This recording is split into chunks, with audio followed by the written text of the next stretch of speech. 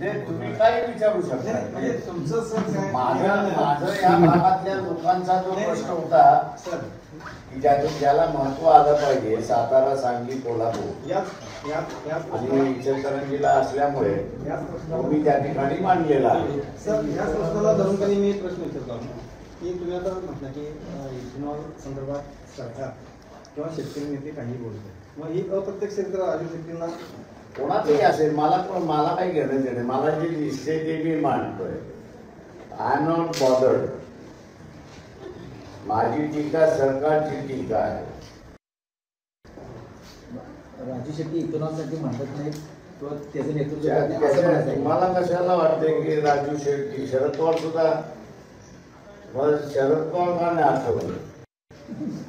तुम्हाला असताना पृथ्वीराज चव्हाण का नाही आठवलं? तुम्हाला असताना संभाजी महाराज का नाही आठवले? हेही शेतकऱ्यांची नेते. ही टीका सार्वत्रिक टीका आहे माझी. थोडी कोणाला असताना टाळायला ही आहे. या लोकसभा मतदारसंघामध्ये हा असताना मेन इश्यू आहे आणि तो मेन इश्यू मी मांडलेला आहे. शेतकऱ्यांची 1200 कोटीची लूट होते अशी परिस्थिती आहे. इथेनॉलचा रेट न इन्क्लूड केल्यामुळे एक राजकीय नेता, राजकीय पक्ष म्हणून कोणाचीही पर्वा न करता, कुठलीही पर्वा न करता लोकांचे असणारे जे प्रश्न आहेत ते मांडणं हे राजकीय पक्ष आणि राजकीय नेत्याचं काम आहे.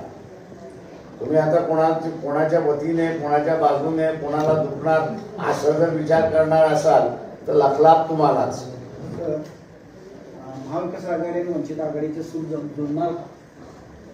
माझे सूर त्यांच्याबरोबर जुळण्यापेक्षा तुम्ही व्यवस्थित रिपोर्टिंग करत नाही हे माझं असणारा आरोप आहे. मी सांगतोय ते ऐका आता जरा आणि ऐकण्याची ताकद ठेवा. 10 जागा शिवसेना आणि काँग्रेस यांच्यामधल्या अनसेटल्ड आहेत. 5 जागा काँग्रेस, शिवसेना उद्धव आणि एनसीपी शरद पवार यांच्यामधले अनसेटल्ड आहे. त्यांचीच युती झालेली नाही.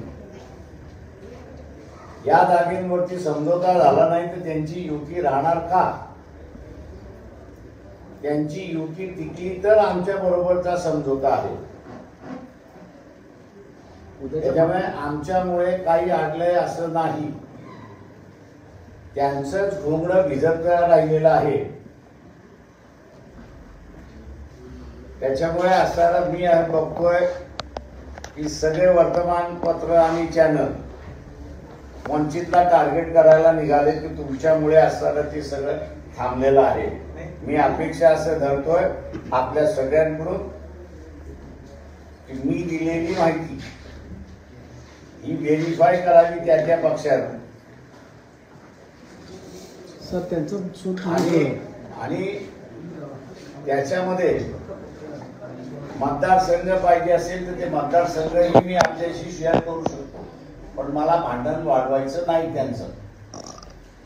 सर, हातकणंगले मतदारसंघातून वंचितचा चेहरा कोण असेल? कॅन्डिडेट येईल आपल्यासमोर, काळजी करू नका.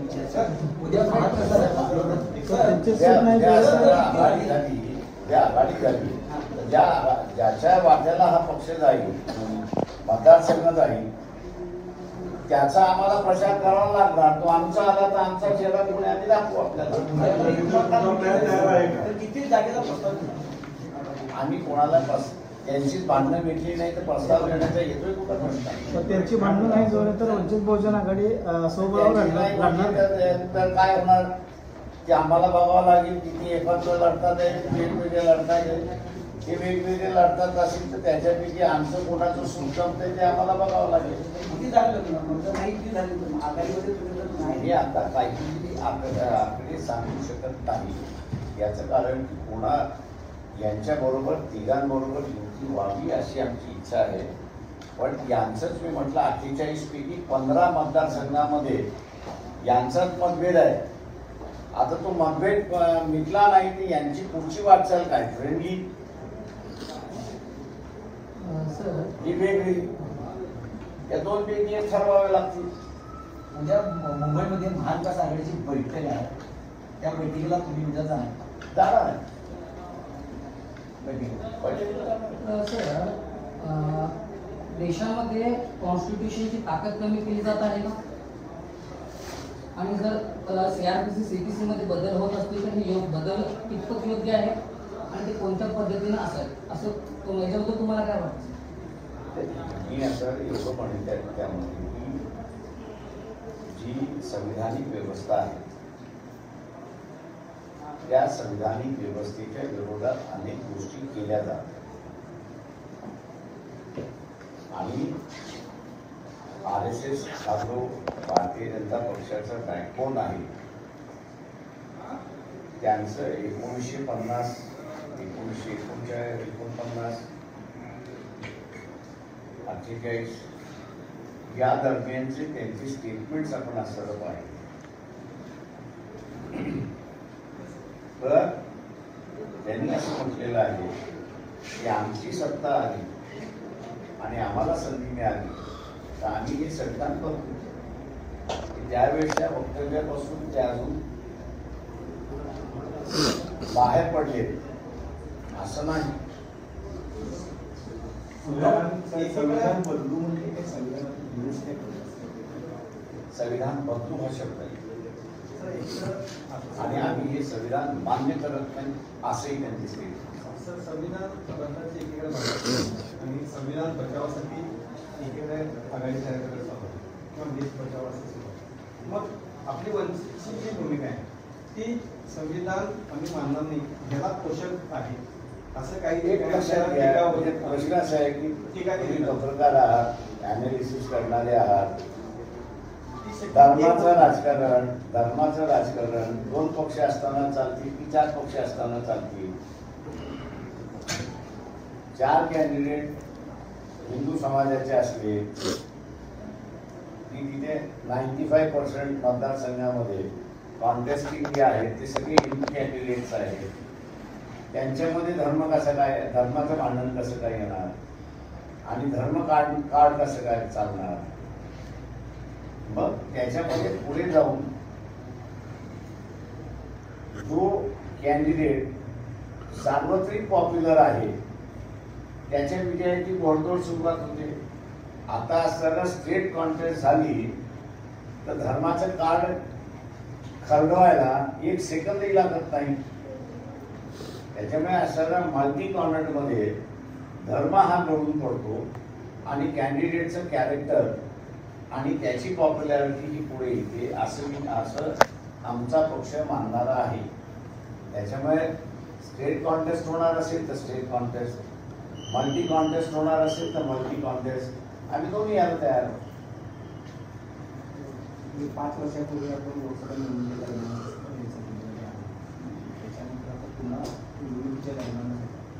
नाही, चुकीची माहिती आहे तुमची. मी असं अनेक वेळ कोल्हापूरला येऊन गेलो, अनेक वेळ सांगलीलाही येऊन गेलो आणि कार्यक्रमांना येऊन गेलो, बैठकांना येऊन गेलो आणि संघटनेच्या आमच्या चिंतन बैठकांचं सुद्धा कामकाज चालू आहे. त्याच्यामुळे मी इलेक्शन टू इलेक्शन येणारा नेता नाही. माझ्यासारखा महाराष्ट्रामध्ये फिरणारा 2च जण होते की जे आम्ही महाराष्ट्र असं ओळखतो. एक अजून आहे, एक गेली टाकतो. दुसरं ज्या नेत्याची तुम्ही तरफदारी करणार असाल ना त्याला आमच्याबरोबर बसवा आणि आम्ही त्याला असं विचारतो इथले तालुके किती आहेत ते पहिल्यांदा सांग महाराष्ट्र. त्याच्यामुळे असं तुम्ही आमचा इतिहास बघत चला आणि नंतर विचारत चला. हा जर लोकसभा मतदारसंघ आपण लढवायचं निश्चित झालं तर त्या दृष्टीने आपले काय नाही का 6 मतदारसंघामध्ये मला इलेक्शन मध्ये दिसेल ना. प्लॅन बी तयार आहे 48 किंवा 15 सीट्स. आम्ही पहिल्यांदा हे 3 पक्ष जे आज आमच्या पाठीमागे लागलेले आहेत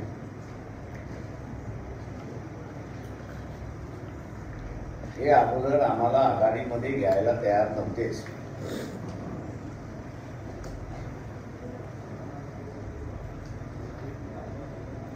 जेव्हा आमच्या लक्षात आलं की आम्हाला असणारा लोकसभेची पूर्ण तयारी करावी लागेल आणि तेव्हा आम्ही 48च्या 48 जागा बांधण्यासाठी, लढण्यासाठी आणि उमेदवार फायनल करण्यासाठी फिरत होतो. आणि आज आमच्याकडे 48च्या 48 उमेदवार आहेत. आम्ही जे असणारं पत्र महाविकास आघाडीला दिलं त्यामध्ये आम्ही असं म्हटलं की 48 पैकी 27 जागेची आमची पूर्ण तयारी झालेली आहे. तेव्हा या 47 जागेच्या 27 जागेच्या अंतर्गत राहून आपण आम्हाला कुठल्या जागा सोडू शकतात त्या कळवा असं त्यांना पत्र लिहिलं. आज प्रताप मतदारसंघ आहे की शिवसेनेच्या वाटेवर यांनी शेतकरी साहेबांना सोडलेला आहे. आज अभ्यासला कोण आला माहितीप्रमाणे माहिती आहे, मला माहिती आहे, मला माझ्या बैठकीची माहिती आहे. याच्याबद्दल अजून असणारा महाविकास आघाडीमध्येच फायनल निर्णय झालेला नाही. कुठल्या गटात असं काही एकत्र तुम्ही मागणी कुठल्या 48 मध्ये एकत्रित मागणी आहे. कधी तर 2 विभागणी झाल्यानंतर म्हणजे एका 15 आले आणि त्यांचं पहिलं भोंगळं भिजल्याशिवाय आणि सुटल्याशिवाय आम्हाला तिथे चर्चाच करता येत नाही अशी अवस्था. आम्ही फक्त त्या बैठकीला जातो, मस्तपैकी जे काही ठेवलेलं असेल ते खातो, त्यांची भांडणं आम्ही बघतो आणि मग त्यांना आम्ही सांगत असतो की तुमची भांडणी मिळवायची तर तिथे ठरवा. मग ते म्हणतात पुढच्या बैठकीला बसू आणि रामराम करतो. उद्धव ठाकरेंनी असं स्टेटमेंट केली की नितीन गडकरींनी महाविकास आघाडीमधून शिवसेनेतून आमच्या जागेवर लढावं. भाजप पहिल्या यादीमध्ये भाजपमध्ये त्यांचं नाव नाही आहे, दुसऱ्या यादीमध्ये येईल का माहीत नाही. तेवढा दृष्टांत काय त्याच्याबद्दल काय तुमचं? आणि आमची दादा जी आहे ती आपल्या पक्षापुरतीच नव्हे. काल तुमची बैठक झाली असून चर्चा होती म्हणजे की तुमच्यासाठी किती 5 का 3 जागा महाविकास आघाडी सोडत आहे आम्हाला. सर, हिंदूंची जी वोटिंग्स आहे ते वंचित बहुजन आघाडी हे कसं मिळवणार आहे, काय मतदारांनी ठरवायचं आम्हाला मतदान द्यायचं की न द्यायचं. मतदारांनी ठरवायचं आम्हाला मतदान द्यायचे की न द्यायचे. आम्ही आमची भूमिका मान्य करणार. आणि चर्चा असं चालू आहे की लोकलमध्ये गावामध्ये की वंचित बहुजन ही बीजेपीची बी पार्टी आहे. त्याच्याबद्दल तुमचं काय मत आहे सर? बीजेपी बरोबर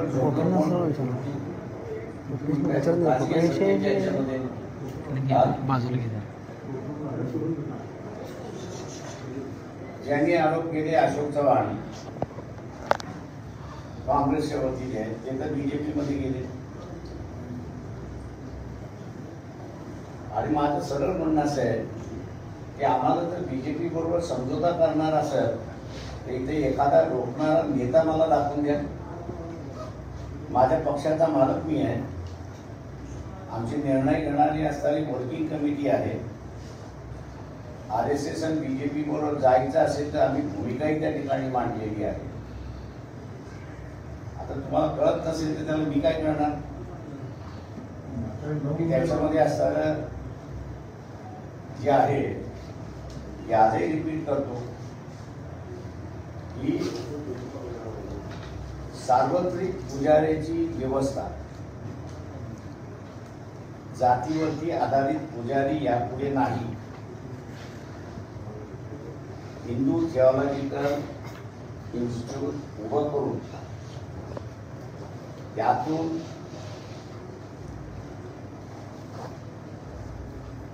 जो पुरोहित वर्ग बाहेर पडेल त्यालाच सगळे हिंदू धर्मातले विधी करण्याचा अधिकार राहील आणि कायदेशीर राहील.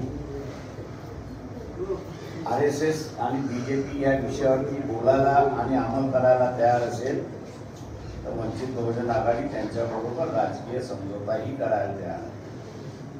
तेव्हा आमची भूमिका चोरून मागून नाही,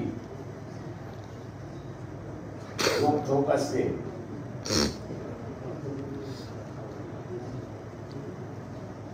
साहेब, आता प्रमुख विरोधक भारतीय जनता पार्टीने RSS आपण असं सांगतात. पण मागच्या वर्षी लोकसभेच्या आपल्या भूमिकेमुळे त्यांनाच फायदा झाला. माझ्या मताप्रमाणे असलेलं तुमचं अनालिसिस पुन्हा चुकलेलं आहे. काँग्रेसकडे आणि एनसीपीकडे त्यावेळेस मुस्लिम मतं गेली. 9 मतदारसंघामधली मतं गेली. ती 9 मतदारसंघामधली मुस्लिम मतं इतर वंचितकडे त्यावेळेस आली असतील तर 9 जागा भारतीय जनता पक्षाच्या कमी झाल्या असत्या.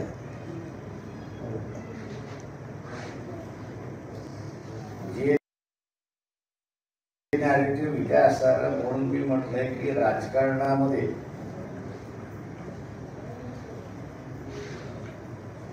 गरिबांचा पक्ष असला, उपेक्षितांचा पक्ष असला, ओबीसीचा असला की त्याला हाऊंडिंग सुरुवात होतं.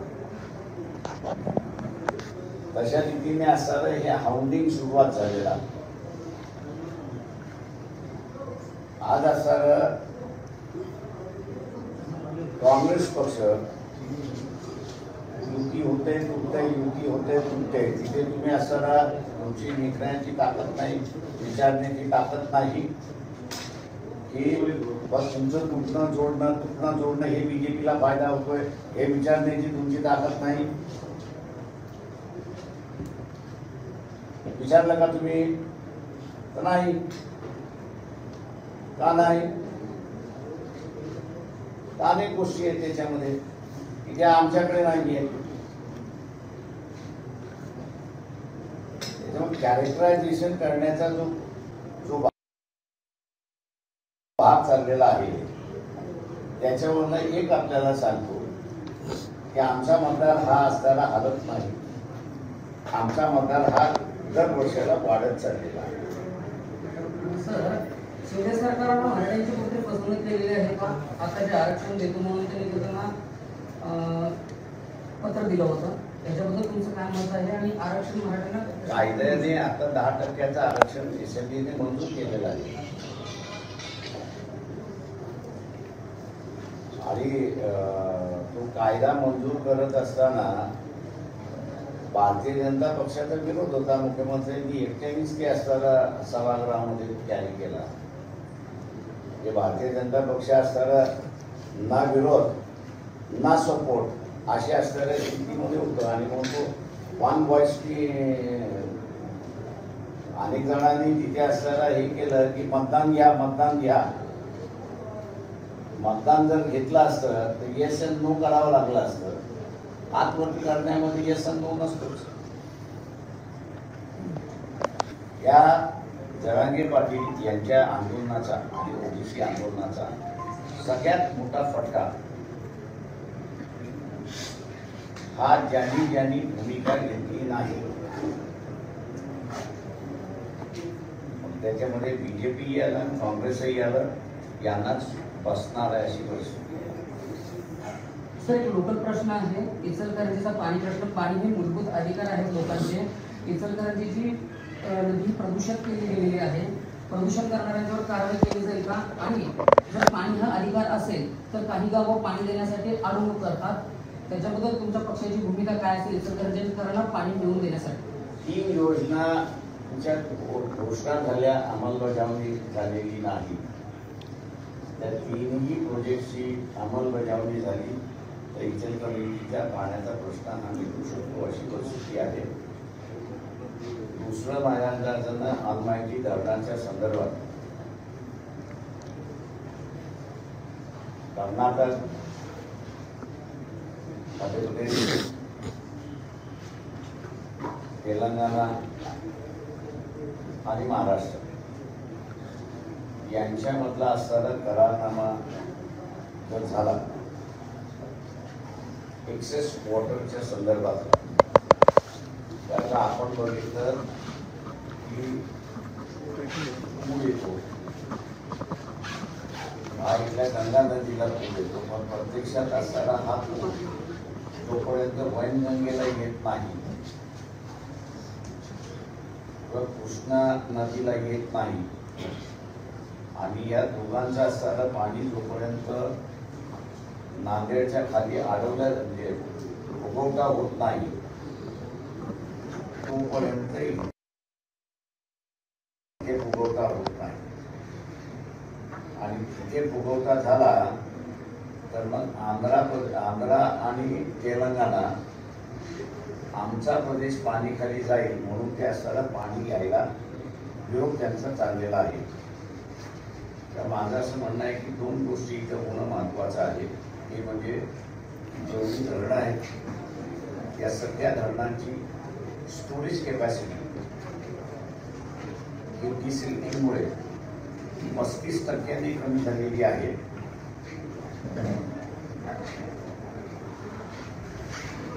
ती धरणं डिसिल्टिंग करणं गरजेचं आहे असं मी त्या ठिकाणी मानतोय. आणि दुसरा हा जो 5 राज्यांचा करारनामा आहे या संदर्भात नव्यानं अंडरस्टँडिंग होणं सुद्धा गरजेचं आहे.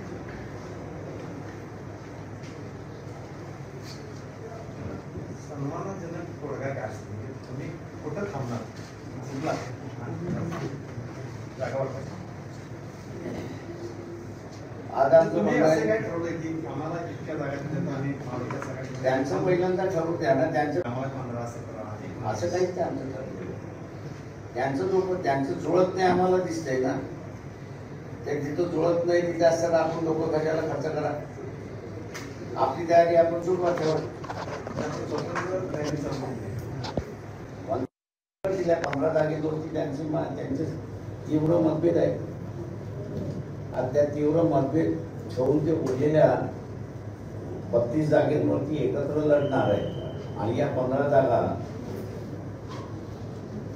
फ्रेंडली फाईट म्हणून होणार आहेत का याचा पहिल्यांदा निकाल लागल्याशिवाय अशी शक्यता आहे का सर? मला काहीच माहिती नाही. की त्यांना तुम्ही विचारता त्या बैठकीत निर्णय जर नाही झाला तर तुम्ही स्वतंत्र लढणार का? लढावंच लागणार आम्हाला. नाही ना जायचं मग आम्ही म्हणतो की शेवटपर्यंत आम्ही असं ही युती व्हावी याचा प्रयत्न आम्ही करत राहणार. संजय राऊत असे म्हणतात की वंचित बहुजन आमचाच घटक आहे महाविकास आघाडीला, त्यांना आम्ही नाराज करणार नाही, त्यामुळं महाविकास आघाडीमधूनच म्हणून आमचा असणारा सल्ला पहिल्यांदा लीड चला की 15 जागेंचा तेढा पहिल्यांदा भेटवा म्हणजे उरलेलं सगळं सोडून ठेवा. तुम्हाला असं वाटत असेल की संविधान वाचलं पाहिजे तर पहिल्यांदा फोकस हे करा. हे आम्हाला पुढं करून त्यांचं गव्हर्नर लपवतात आहे अशी परिस्थिती आहे. जर वंचित सेपरेट लढली तर वंचितच्या किती सीटा या निवडणुकीमध्ये ही बीजेपी वर्सेस वंचित अशीच लढाई होणार यावेळेस. मागच्या असणाऱ्या आमच्या युतीमध्ये लहान ओबीसी आणि मुस्लिम दोघंही शासन होते की एकमेकाला मतदान देतील की नाही. पण ही शासनता या 5 वर्षामध्ये आम्ही असं दूर केलेली आहे. आणि आता लहान ओबीसी सुद्धा आणि मुस्लिम समुदाय हे दोघंही मोठ्या प्रमाणात वंचितमध्ये आहेत. आणि असं होऊ नये असं मला वाटतंय.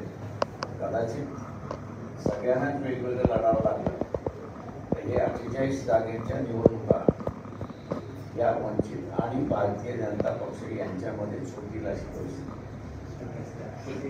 48 आज असताना 2 मतदारसंघ सोडले खात्री देऊ शकत नाही म्हणून म्हणतोय की आम्ही मिनिमम 2.25 लाखावरती आलो. कोल्हापुरातून शाहू महाराजांना महाविकास आघाडी तिकीट दिले त्याबद्दल काय? ठीक आहे पुढे आणि बरोबरचं आमचं एलान संपलं. यापुढे आम्ही एमआयएम बरोबर अजिबात बसणार नाही.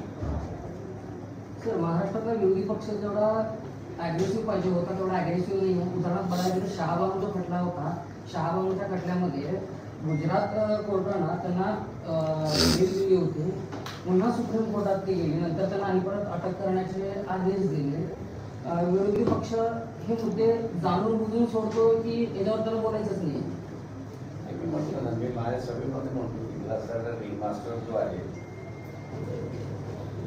तो नरेंद्र मोदी आहे.